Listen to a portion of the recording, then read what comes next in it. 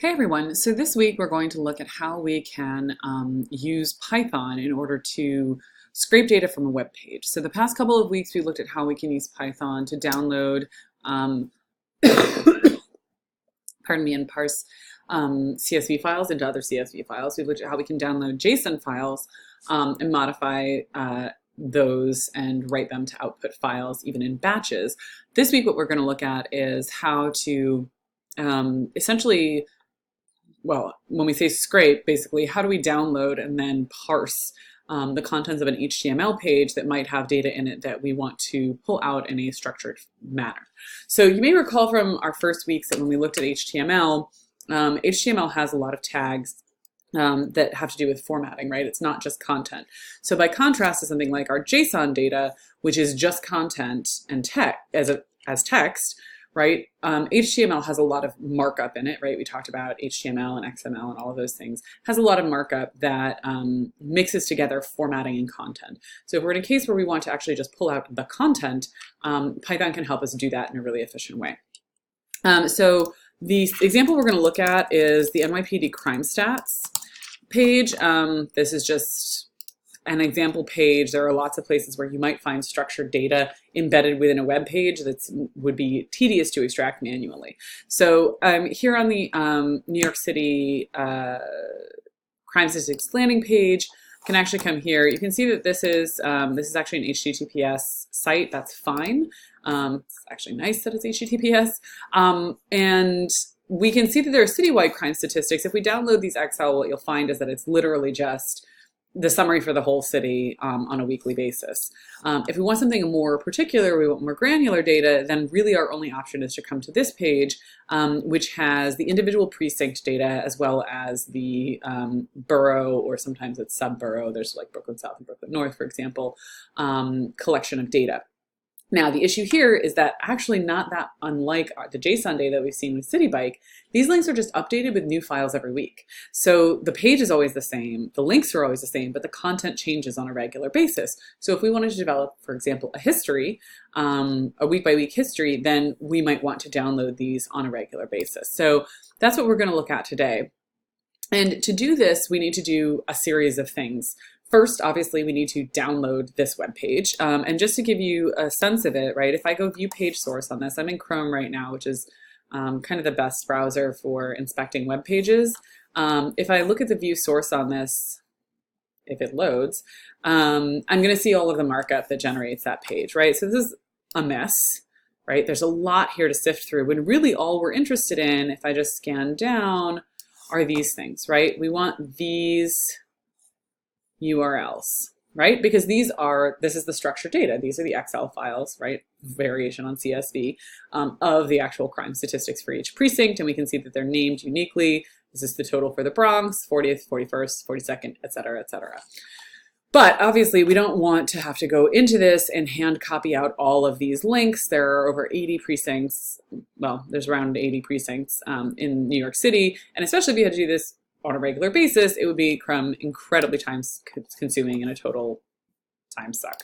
So instead, what we want to do is we want to find a way to extract this automatically with Python. So I'm going to start by creating a new file, and I'm going to call this crime. Oops, I'm first going to save it. I'm going to call it crime scraper. nyccrimescraper.py, right?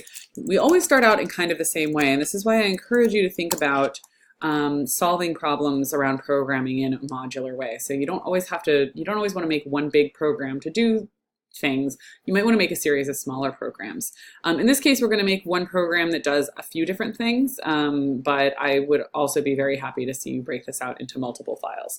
So first up is going to be what are the libraries that we're going to use. So there's a special library that was created called a library called Beautiful Soup, which is specifically designed for parsing web pages, for parsing HTML markup.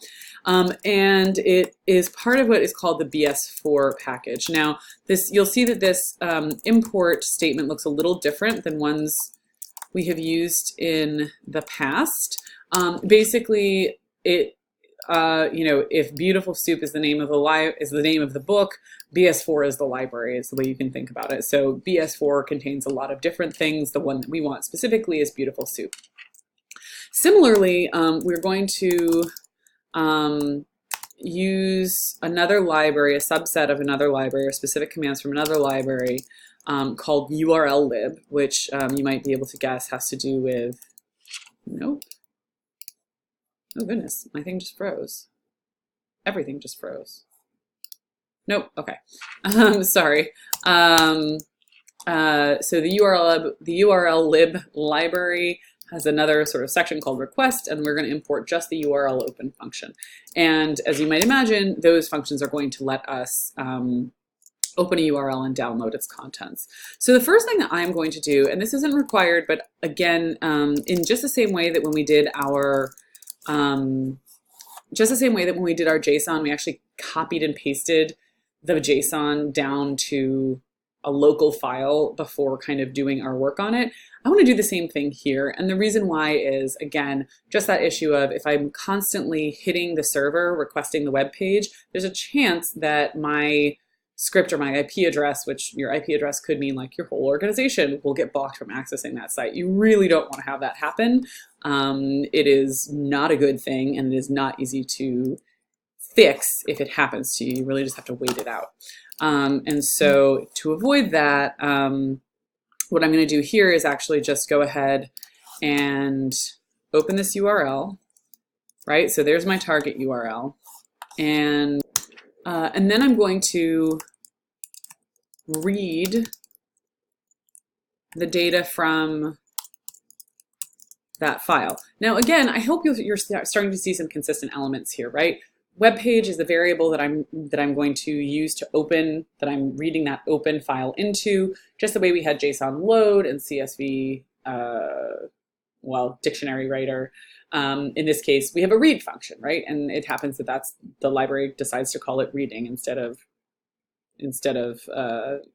loading, for example. So we're always just, we're going with whatever the creator of the library has done. So now what I want to do is I'm going to take that data that I have literally read in from the internet, and I'm going to create myself a new file, a local file, right? So this is instead of manually copying and pasting it,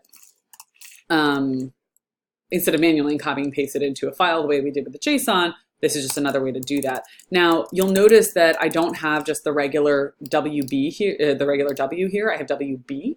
That B stands for binary, okay? Because the data that we're reading from the web is actually the binary data. That's how we want it to be read into our target file. So it's just a little tweak. And this is one of those things where you would have to look at the documentation in order to figure out this is the thing that you would need to do.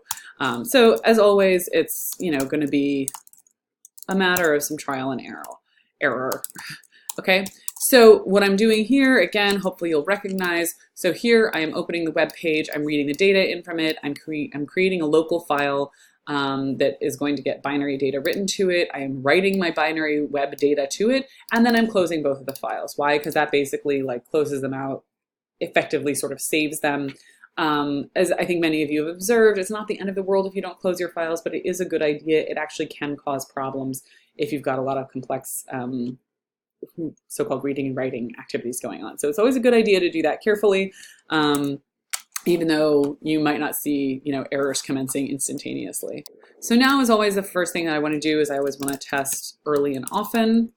So I'm going to come to my week 6 folder. I see my,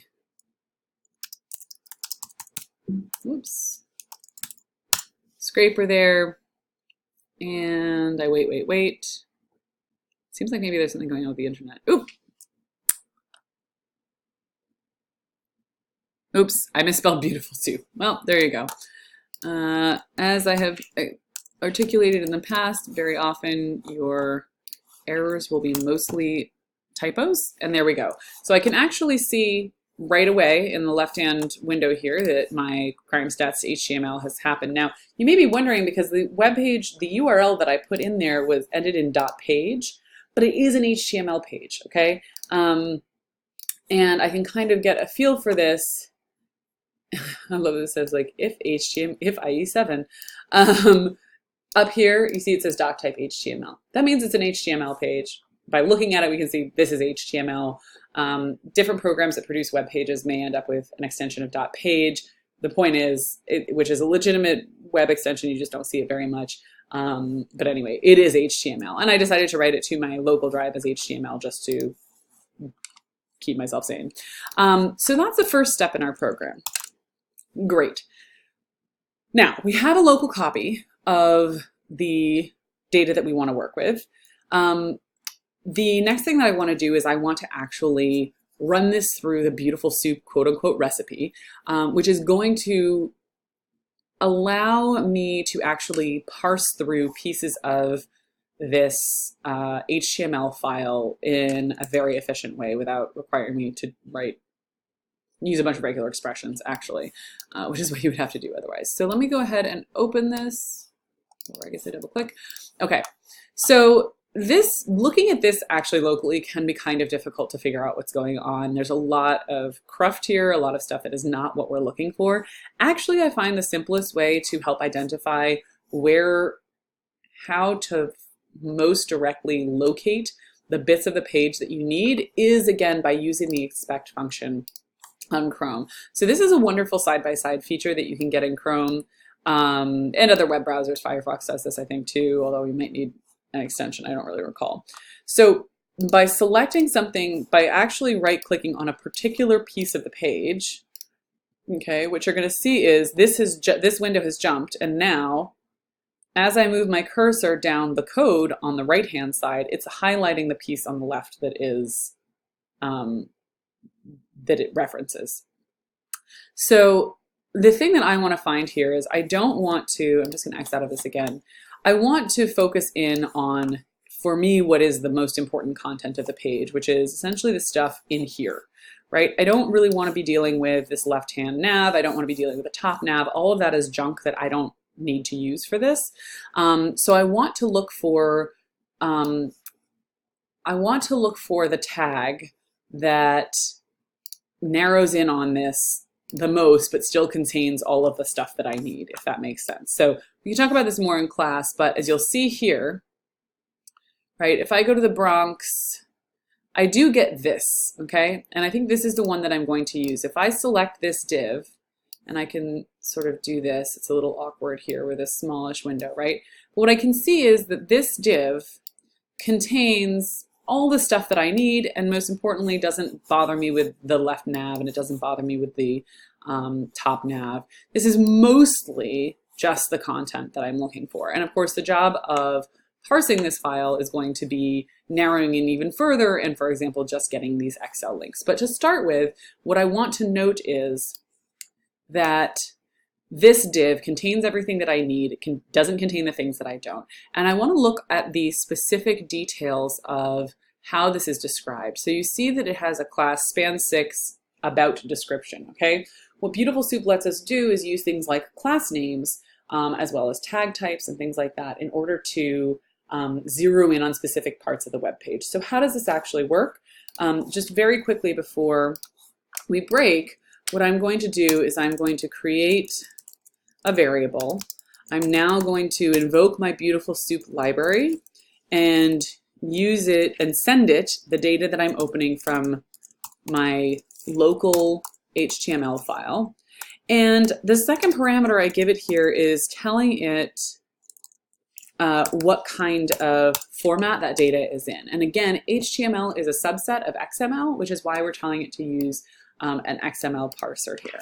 Now, the next thing that I want to do, or that I'm going to do, right, is I'm going to create another variable, and I'm going to say, look, within that entire web page, which is what has, which is what I parsed here. I just parsed the whole web page, sort of converted it. I want you to find the one thing, and actually this is a good thing to check. I found that span 6. It turns out that this only appears once in this entire web page, which is great, because it means that if I found span 6, I found the stuff that I'm looking for, and I'm not going to get tripped up with anything else. So I'm going to do find, and here I say class equals span 6. And if I'm lucky, when I run this, this is going to print out. I'll run a print, and I'll just see all of the stuff that I'm looking for. So we'll do that when we come back and move on with parsing the rest of the page.